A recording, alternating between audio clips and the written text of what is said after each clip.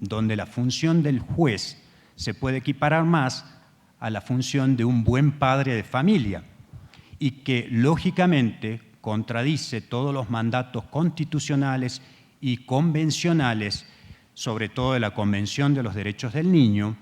que recepta la doctrina de la protección integral, donde el juez asume una función que es meramente jurisdiccional y de respeto a las garantías constitucionales y convencionales. Obviamente, eso trae como consecuencia que se torne indispensable una urgente reforma legislativa en materia de adolescentes en conflicto con la ley penal en la República Argentina, de manera tal que se respeten todos y cada uno de los derechos y garantías reconocidos a los adolescentes que cometen delitos, no solo en la Constitución argentina, sino específicamente en los distintos instrumentos de protección de derechos humanos que en nuestro país, en la República Argentina, están incorporados al texto constitucional y de manera tal que se tengan en cuenta que estas adolescentes son personas, sujetos en pleno desarrollo y además que se considere y se tenga primordialmente en cuenta lo que se denomina el interés superior del niño. En la República Argentina la Constitución se modifica en el año 1994 y se incorpora un artículo que es el artículo 75, inciso 22, que analizado en forma conjunta con otro artículo que es el artículo 31, permite que establezcamos a ciencia cierta cuál es la jerarquía normativa que está vigente actualmente en nuestro país. Por encima de todas las normas, obviamente está la Constitución Nacional, por eso es el control de constitucionalidad que todos los operadores del derecho debemos hacer permanentemente. Por debajo de la Constitución Nacional los tratados y por debajo de los tratados las leyes nacionales. Dentro de esas leyes nacionales está la Ley Nacional 22278, que es la que regula todo el régimen penal de los adolescentes que cometen delitos. Pero a la par de la Constitución Nacional, el propio texto constitucional en el año 1994 enumera ciertos instrumentos de protección de derechos humanos a los cuales les otorga el mismo rango constitucional. En la República Argentina no todos los tratados de derechos humanos tienen rango constitucional, sino solamente aquellos que están enunciados en la Constitución, que en la actualidad son 14, y entre los cuales tenemos, que debemos aplicar al tema que estamos tratando, la Convención sobre los Derechos del Niño, el Pacto de San José de Costa Rica, el Pacto Internacional de Derechos Civiles y Políticos, el Pacto Internacional de Derechos Económicos, Sociales y Culturales. Específicamente, la Convención sobre los Derechos del Niño contiene 4 artículos que se aplican al régimen penal de los adolescentes que cometen delitos en nuestro país. El artículo 1, que establece el ámbito de aplicación y que dice que a los fines o a los efectos de la Convención se entiende por niño toda persona que no haya cumplido los 18 años. El artículo 3, que dice que en toda medida que se adopte referente a los niños, una consideración primordial a que se debe atender es el interés superior del niño. La Convención sobre los Derechos del Niño no nos da ni un concepto ni una definición de lo que entendemos o debemos entender por interés superior del niño. Tampoco surge de los distintos instrumentos que configuran lo que se llama el corpus iuri de derecho minoritatis. Pero podemos entender a este interés superior del niño como la máxima satisfacción integral y simultánea de todos y cada uno de los derechos reconocidos por la ley, debiéndose respetar principalmente la condición de sujeto de derecho del niño, ¿sí? Lo que es la doctrina de la protección integral, dejando de lado la doctrina de la situación irregular que consideraba al niño como un objeto de tutela, como un objeto de asistencialismo. Segundo, el derecho a ser oído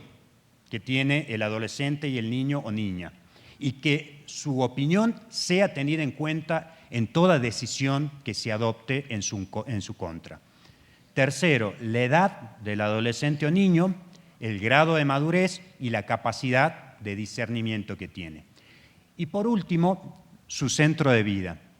entendiendo al centro de vida el lugar donde haya transcurrido la mayor cantidad de su vida este niño o adolescente. Un tercer artículo que está establecido en la Convención sobre los Derechos del Niño, que se refiere específicamente a los adolescentes o niños que cometen delito, es el artículo 37. Y este artículo 37 básicamente sintetiza 4 puntos o ítems que se deben garantizar a los niños y adolescentes que cometan delitos de conformidad con el texto convencional que está receptado en la República Argentina en el texto constitucional, pero que no está recepcionado en la ley que rige específicamente la materia. Con lo cual surge evidentemente una imperiosa necesidad de plantear un control de constitucionalidad y de convencionalidad de ese texto normativo para que se adecue no solo a las disposiciones de la Convención, sino básicamente a la Constitución que establece que esa Convención tiene jerarquía constitucional. Dentro de este artículo 37, en primer lugar, se prohíbe someter a todo niño que cometa un delito a torturas o tratos crueles, inhumanos o degradantes, con todas las connotaciones de la Convención para prevenir la tortura y todos los tratos o penas crueles, inhumanos o degradantes de Naciones Unidas, y que en la República Argentina también tiene jerarquía constitucional. En segundo lugar, prohíbe que se imponga a un niño que cometa delito la pena de muerte o pena capital y la prisión perpetua sin posibilidad de excarcelación. Esto es importante porque hace 3 años la Corte Interamericana de Derechos Humanos falló el caso César Mendoza y otros contra la República Argentina, donde expresamente condena a la República Argentina porque la República Argentina aplicaba prisiones perpetuas a adolescentes que cometían delitos. Específicamente me tocó un caso donde se le aplicó una prisión perpetua a un adolescente y tuvimos que litigarlo a nivel interamericano. Lamentablemente, este adolescente, murió en el transcurso de la tramitación en la Corte porque las tramitaciones en el sistema interamericano son muy largas, demasiado largas. En tercer lugar, establece que la detención o la prisión de un niño debe ser la última ratio, o sea, la medida de último recurso. Vale decir, cuando no haya otra medida alternativa que tenga la misma finalidad o que produzca la misma finalidad para la cual se ordena la detención de un adolescente. Y en el caso de ordenarse la detención, esta detención debe ser por el periodo de tiempo más breve que corresponda. Y en último término, este artículo 37 reconoce el derecho que tiene todo niño o adolescente a impugnar la legalidad de la privación de libertad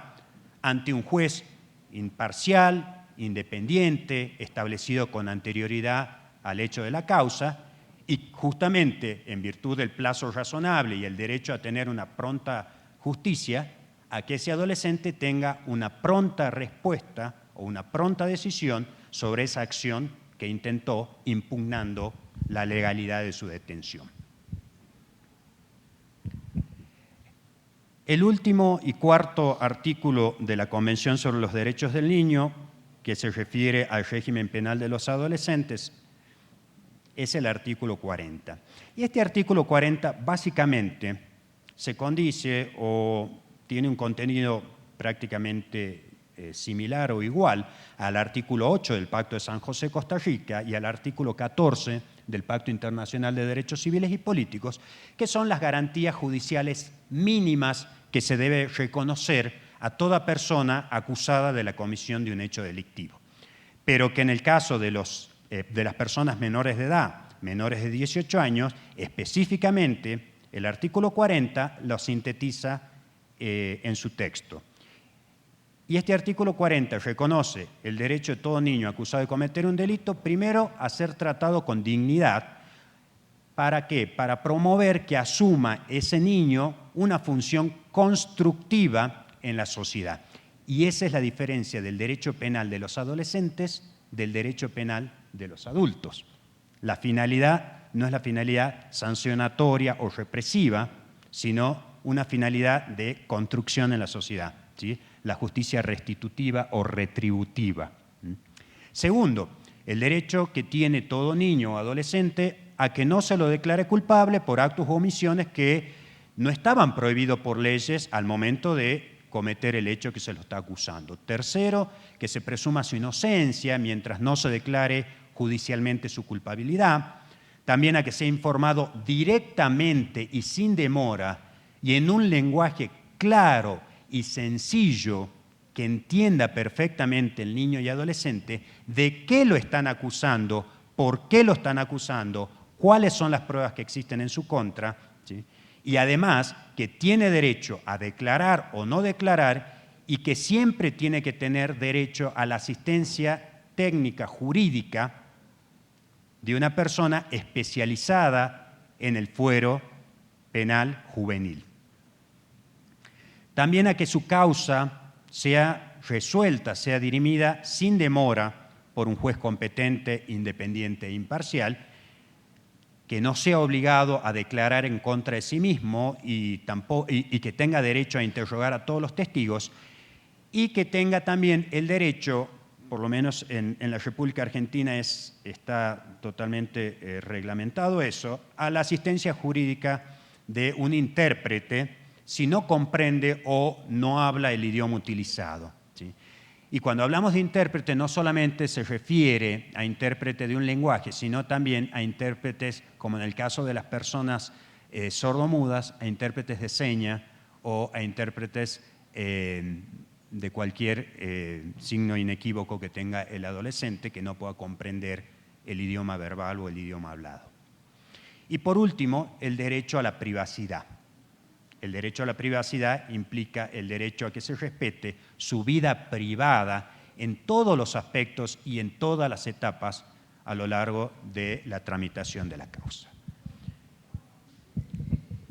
No obstante que tenemos entonces estos 4 artículos que se complementan con el artículo 8 del Pacto de San José de Costa Rica y el artículo 14 del Pacto Internacional de Derechos Civiles y Políticos y que en la República Argentina tienen jerarquía constitucional,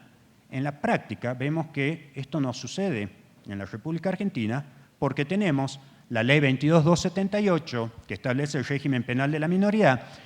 una ley, como dijimos, del año 1980, que básicamente tiene 3 artículos que vamos a tratar de analizar en estos momentos y que establecen, en definitiva, cuándo un adolescente es punible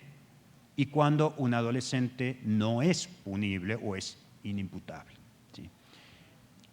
En el artículo 1 de esta ley, del año 1980, se establece que no son punibles y por lo tanto nunca van a poder ser llevados a juicio oral independientemente del hecho delictivo que se le está acusando, todas las personas, todos los adolescentes, todos los niños que no hayan cumplido los 16 años de edad. Y acá hago una salvedad. En la República Argentina, desde el año 2009, se baja la mayoría de edad, que estaba establecida en 21 años, y por unas sugerencias del Comité de los Derechos del Niño, se adecua la mayoría de edad a los postulados de la Convención sobre los Derechos del Niño. Desde el año 2009 y se ratifica en el año 2014, tenemos que la mayoría de edad en la República Argentina se adquiere a los 18 años. Y desde el año 2014, con la sanción del nuevo Código Civil y Comercial, se entiende que niño en la República Argentina es toda persona que no cumplió los 13 años de edad. Adolescente, toda persona que cumplió 13 años y que no cumplió la mayoría de edad, y adulto, toda persona que cumplió los 18 años de edad. Por lo tanto, cuando hablamos de un régimen penal, lo que corresponde hablar es un régimen penal de los adolescentes, atento a que nunca un niño que es menor de 13 años puede estar sujeto a este proceso penal porque es inimputable. De la misma manera, también la ley esta 22278 establece que no son punibles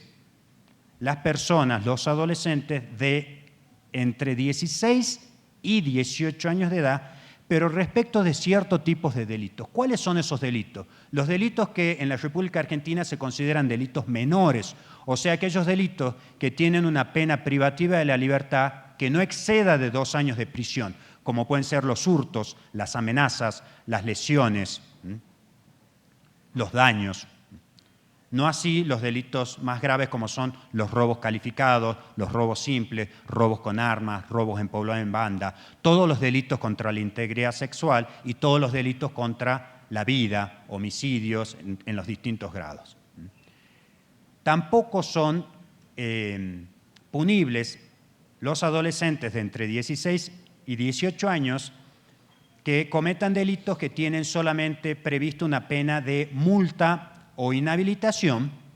Y por último, tampoco son punibles los adolescentes de entre 16 y 18 años que cometan los denominados delitos de acción privada, ¿sí? Que en la República Argentina son 4 solamente los delitos de acción privada: las calumnias e injurias, la violación de secretos, la concurrencia desleal y el incumplimiento de los deberes de asistencia familiar cuando la víctima fuese el cónyuge. Vale decir, antes de los 16 años todos los adolescentes son inimputables. ¿Qué significa eso? Que nunca pueden tener una pena, independientemente que se debe investigar el delito, pero que inexorablemente ese expediente, ese proceso, va a terminar con un sobreseimiento en virtud de la edad que tiene el autor del hecho delictivo. Y de 16 a 18 años, en estos supuestos de delitos de menor cuantía, también se van a equiparar para menos, o sea, para aquellas personas que no adquirieron todavía los 16 años, porque también son inimputables. Sin embargo, y acá viene el grave problema de esta ley, no obstante que se trata de menores que no son punibles, la ley autoriza a este juez, que decíamos que tiene las funciones más de un buen padre de familia, en el caso de que se le impute un delito, puede disponer del adolescente o del niño, con lo que significa la palabra disponer, porque uno dispone de una cosa, no se dispone de una persona. Y la ley autoriza a disponer del niño o adolescente que comete un delito en forma provisional, o sea, provisoriamente. ¿Para qué lo dispone? Dispone primero para comprobar el delito que se haya cometido, para tomar un conocimiento directo con este adolescente, con sus padres, guardadores, los tutores, ¿sí? El contacto in visu, que es fundamental en el régimen penal de los adolescentes. Además, dispone en forma provisional de este adolescente para ordenar todos los estudios periciales que sean indispensables para tratar de entender el por qué ese adolescente o ese niño comete un delito. Y en ese sentido va a ordenar informes socioambientales, informes psiquiátricos, informes psicológicos. Y además también va a lo largo de estos estudios, y con el resultado de estos estudios, va a ordenar las medidas para mejor proveer. Y por último, si es necesario de todas estas otras observaciones que fue realizando el juez, la ley autoriza a que el juez ponga al menor en un lugar para el mejor estudio. Así lo dice la ley hoy, 2018, y se sigue aplicando en la República Argentina, como si fuese un objeto de estudio y no un sujeto de derecho, que es lo que establece la Convención de los Derechos del Niño. ¿Sí? En el caso de que luego de estos estudios el juez determine que esta persona menor de edad, inimputable, se encuentre abandonado, se encuentre falto de asistencia, se encuentra en peligro moral o material o presenta algún tipo de problema de conducta, como puede ser, por ejemplo, también consumo de drogas, abandono familiar, que sea un chico de la calle, el juez lo dispone en forma definitiva, y entre estas medidas de disposición está la internación en lugares que en la práctica no difieren mucho de los centros de detención o eufemísticamente hablando, las cárceles, donde la persona está privada de libertad conforme lo establece el artículo 11.b de las reglas mínimas de Naciones Unidas para el tratamiento de los menores, donde dice, por privación de la libertad se entiende todo lugar del cual no pueda salir un menor de edad por su propia voluntad. Entonces, por más que sea inimputable, por más que nunca puede tener una sanción penal, la ley autoriza a que este menor de edad, este adolescente que se encuentra con un problema de conducta, sea privado de su libertad, no ya por la causa penal, sino por su problema de conducta, por estar abandonado, por sufrir una problemática de droga.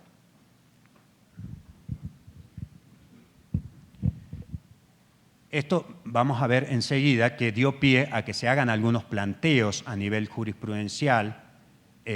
planteos que en un principio tuvieron ciertos efectos, pero que luego fueron dejados de lado por la Corte Suprema de Justicia de la Nación Argentina. El artículo 2 establece cuáles son los menores de edad punibles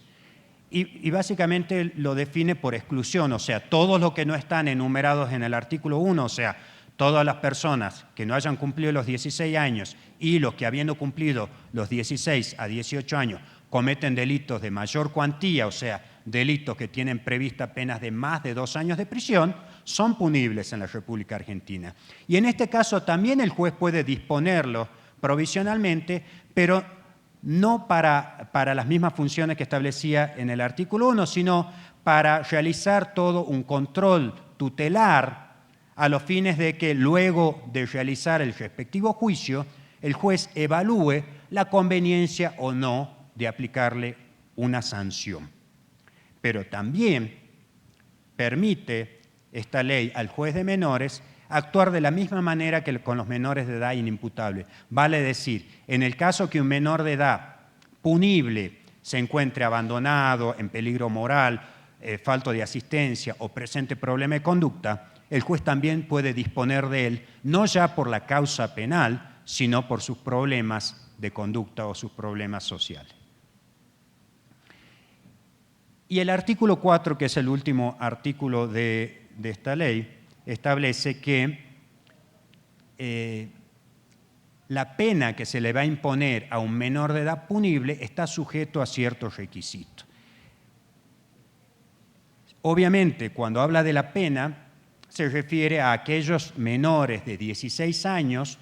de 16 a 18, que hayan cometido delitos de los que se consideran en la República Argentina de mayor cuantía o delitos que tengan penas privativas de libertad de más de 2 años. En este caso, se realizará el respectivo proceso penal, el respectivo juicio oral, donde el juez de responsabilidad penal juvenil, luego de haber escuchado a la persona menor de edad imputada del delito y con todas las pruebas que se rindan en el proceso, va a declarar la responsabilidad de la persona menor de edad. O sea, va a declarar que ese menor de edad, ese adolescente, es responsable del hecho delictivo que se lo acusa. Entonces, ese es el primer requisito que la ley establece para que luego se le imponga una pena. La previa declaración de responsabilidad penal en un juicio contradictorio, oral y público, donde se garanticen todos y cada uno de los derechos constitucionales y constitucionalizados y convencionales de la persona menor de edad. Segundo, para la imposición de la pena es necesario en la República Argentina que ese adolescente ya haya cumplido los 18 años de edad, o sea, que ya sea adulto. No obstante lo cual, como el hecho lo cometió siendo menor de edad, se le sigue aplicando el régimen penal juvenil porque se tiene en cuenta cuál era la ley vigente al momento del hecho delictivo. Y por último, que se lo haya sometido a un periodo tutelar con todos los informes periciales, psicológicos, sociales o socioambientales y psiquiátricos que permitan tener un contacto directo in visu del juez para adoptar las medidas que estime conveniente el juez. Una vez que se cumplan estos requisitos, el juez va a realizar el juicio de imposición de pena, que no se efectúa de la misma manera como es para el adulto. Como decía acá el doctor, siempre se prueba con las personas menores de edad y si da resultado después se lo traslada a los adultos, porque la pena en los adultos es una pena que está taxativamente establecida en los diferentes códigos penales. En el caso de las personas menores de edad, para la República Argentina, las penas no son las mismas penas que los adultos. ¿Por qué? Porque el juez de menores, el juez de responsabilidad penal juvenil, lo que tiene que hacer para imponer la pena es establecer las modalidades del hecho, los antecedentes que tenga el adolescente, el resultado que dio este año del periodo tutelar y la impresión que él tuvo de todo este año de acompañamiento hacia el adolescente que cometió el delito. Y si aún así el juez considera necesario aplicarle una pena, la puede aplicar, pero según la jurisprudencia de la Corte Suprema de Justicia de la Nación Argentina, no le puede aplicar la misma pena que los adultos, sino que la tiene que reducir al grado de la tentativa del delito, que en la República Argentina se reduce 1/3 del máximo y se reduce la mitad del mínimo de la escala penal. Pero también el juez puede considerar innecesario aplicar una pena. ¿Por qué? Porque con el periodo tutelar y con la observación in visu que tuvo del adolescente, se cumplió la función de la justicia penal de los adolescentes, que es que el adolescente asuma una función constructiva en la sociedad, con lo cual ya no vale la pena del adolescente. Esto que está vigente en la República Argentina dio pie a que en el año 2007 se plantee un recurso de habeas corpus solicitando la liberación de distintos adolescentes inimputables que estaban alojados en varios institutos de menores de edad en la provincia de Buenos Aires. Sobre la base de este habeas corpus se fue apelando y se llegó hasta la Cámara Nacional de Casación Penal, que en el año 2007 declaró la inconstitucionalidad del artículo 1 de esta ley 22.278 en cuanto autorizaba que un juez de menores o un juez penal juvenil dispusiese de una persona menor de edad inimputable por problemas de conducta, por encontrarse abandonado, en peligro moral o material. Y básicamente dijo, entre los argumentos, que esta ley 22.278 en el artículo 1 justamente recepta la doctrina de la situación irregular, que se contradice con la doctrina de la protección integral, que está establecida por la Convención sobre los Derechos del Niño, a la cual la República Argentina le otorgó jerarquía constitucional. Con lo cual, la Cámara de Casación Penal lo que hace es un control de convencionalidad y constitucionalidad de esta ley. Pero además exhortó al Poder Legislativo de la Nación Argentina para que en el lapso de un año, o sea, hasta el 2008, adecue esta ley 22.278 y dicte una nueva norma con arreglo no solo a la Convención sobre los Derechos del Niño, sino también a los distintos instrumentos de protección de derechos de la infancia que constituyen lo que la Corte Interamericana de Derechos Humanos llamó en el caso Villagrán Morales y otros niños de la calle, lo que es el corpus juris de derecho minoritario, o sea, las reglas de Beijing, las directrices de Riad, las reglas de Tokio, las reglas mínimas de Naciones Unidas para el tratamiento de los menores en conflicto.